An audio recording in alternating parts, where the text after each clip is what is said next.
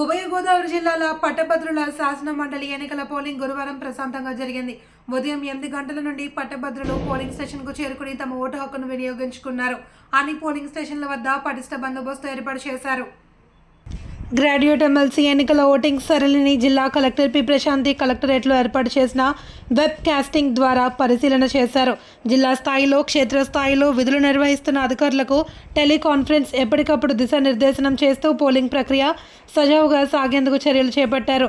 Polling కేంద్రంలో విధుల్లో ఉన్న అధికారులను, సిబ్బందికి మాత్రమే పోలింగ్ కేంద్రంలోకి అనుమతించాలి అని, ఓటర్ల క్యూ లైన్స్ బయట ఉండాలి అని, ఒకరి తర్వాత ఒకరిని పోలింగ్ కేంద్రాల్లోకి ఓటు వేసేందుకు పంపించాలి అని సూచించారు.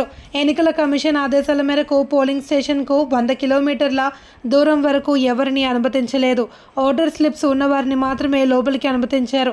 పోలింగ్ స్టేషన్ల వద్ద 144 సెక్షన్ అమలులో ఉంది. జిల్లా ఎస్పీ డి నరసింహకిషోర్ జిల్లాలోని పలు ప్రాంతాల్లోని పోలింగ్ స్టేషన్లను పరిశీలించి బందోబస్తు పై ఆరా తీశారు. ఎక్కడ ఎటువంటి అవాంఛనీయ ఘటనలు జరగకుండా కఠిన చర్యలు చేపట్టాలి అని ఆదేశించారు. పోలింగ్ స్టేషన్లకు వచ్చే వారి సెల్ ఫోన్లను బయట డిపాజిట్ చేసుకుని ఓటేసిన తర్వాత మళ్లీ తిరిగి ఇవ్వడం జరిగింది.